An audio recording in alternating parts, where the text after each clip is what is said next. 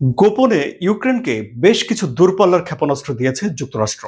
তার মধ্যে একটি ক্ষেপণাস্ত্র তারা ক্রিমিয়াতে পাঠিয়েছে। ক্রিমিয়া হলো সেই জায়গাটা যা ২০১৪ সালে রাশিয়া দখল করে নিয়েছিল এবং তখন থেকে তারা নিজেদের দখলে রেখেছে। এবং ক্রিমিয়াতে রাশিয়ার সামরিক উপস্থিতি ব্যাপক। এরই মধ্যে $৩০০ মিলিয়ন সহায়তা ইউক্রেনের হাতে পৌঁছে দিয়েছে যুক্তরাষ্ট্র এবং $৬০ বিলিয়ন সহযোগিতা পাশ হয়েই গেছে। আপনি বলতে পারেন যে কোনো মুহূর্তে তারা সেগুলো পেয়ে যাবে। তাহলে কি যুক্তরাষ্ট্র রাশিয়া ইউক্রেন যুদ্ধের বাকবদল ঘটিয়ে দিল? ইউক্রেন কি আবারও পুনরুজ্জীবিত হলো? এখন তাহলে ভ্লাদিমির পুতিনের কৌশল কি হবে? কি হবে সামনের দিনগুলোতে? চলুন আলোচনা করি। আমি আনোয়ার সাদি আপনাদের সঙ্গে আছি।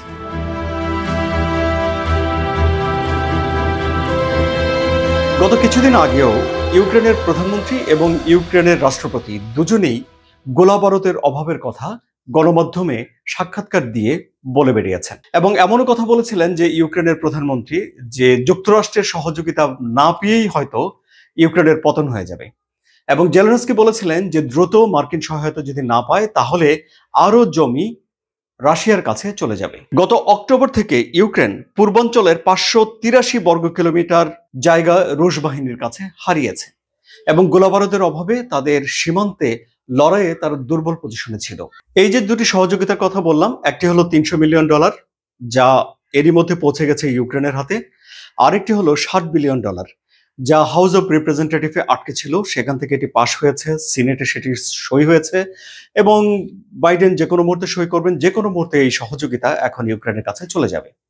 যদি ইউক্রেনের কাছে এই সহযোগিতা যায় তাহলে ইউক্রেন এই টাকা দিয়ে বা এই সহায়তা দিয়ে কি করবে? প্রথমেই বলতে হয় যে এই টাকা দিয়ে বা এই সহযোগিতার আওতায় ইউক্রেন তার আকাশ প্রতিরক্ষা ব্যবস্থা জোরদার করবে। অবশ্য ইউক্রেনের জন্য আকাশ প্রতিরক্ষা ব্যবস্থা জোরদার করা দরকারও। কেন? রাশিয়ার আক্রমণের যে প্রবণতা সেটি যদি বিবেচনা করি আমরা, তাহলে ইউক্রেনের আকাশ প্রতিরক্ষা ব্যবস্থা জোরদার করা দরকার। ইউক্রেনের রাষ্ট্রপতি জেলেনস্কি জানিয়েছেন যে 1200 রুশ ক্ষেপণাস্ত্র, 1500-এর বেশি ড্রোন, 8500 গাইডেড বোমা হামলা হয়েছে এক বছরে। তাহলে আপনারা বুঝতেই পারছেন যে এই টাকা দেওয়ার পর তারা আকাশ প্রতিরক্ষা ব্যবস্থা জোরদার করবে। এই জোরদার করার অংশ হিসেবে তারা কি করবে?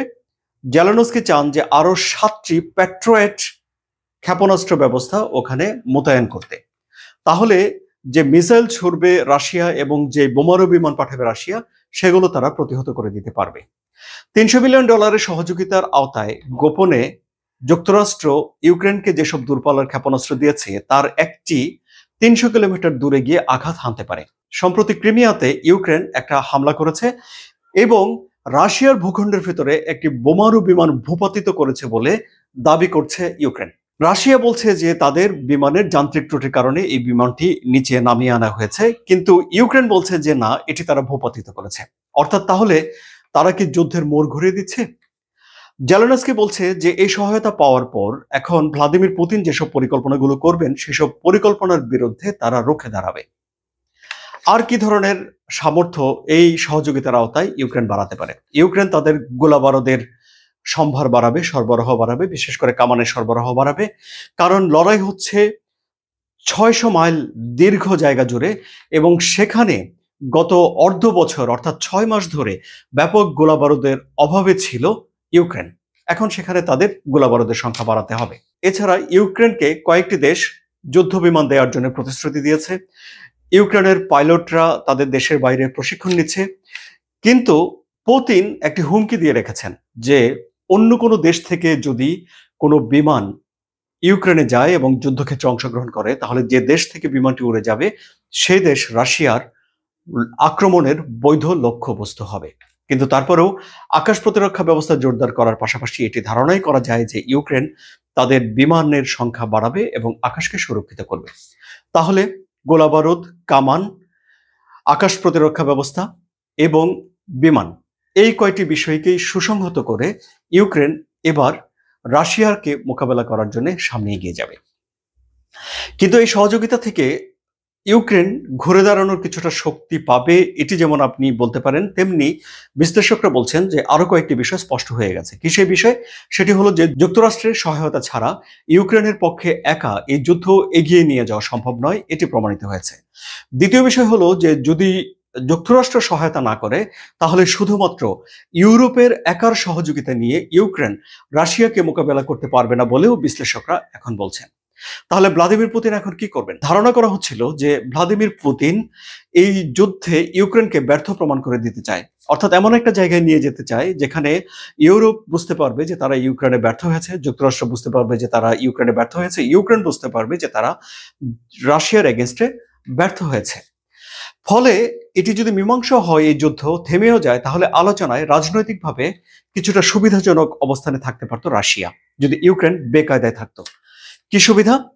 তাহলে রাশিয়া তার পক্ষে জোরালো শর্ত দিয়ে যুদ্ধটাকে থামাতে পারত। কিন্তু এখন যুক্তরাষ্ট্র যখন তাকে সহযোগিতা করলো, এত বিপুল অঙ্কের টাকা, গোলাবারুদ এসব কিছু দিচ্ছে এবং ন্যাটো বলছে যে তারাও আকাশ প্রতিরক্ষা ব্যবস্থা ইউক্রেনকে দেবে, এই পরিস্থিতিতে এসে এটি পরিষ্কার হয়ে যাচ্ছে যে রাশিয়া বার্গেনিং করার জন্য খুব জোরালো পয়েন্টে আর থাকছে না। অর্থাৎ পলিটিক্যালি যুক্তরাষ্ট্র রাশিয়াকে এই যুদ্ধক্ষেত্রে কিছুটা পিছিয়ে দিচ্ছে। এখন তাহলে প্রশ্ন আসে যে ভ্লাদিমির পুতিন তাহলে এখন নতুন কি কৌশল নেন, সেটি এখন দেখার বিষয়।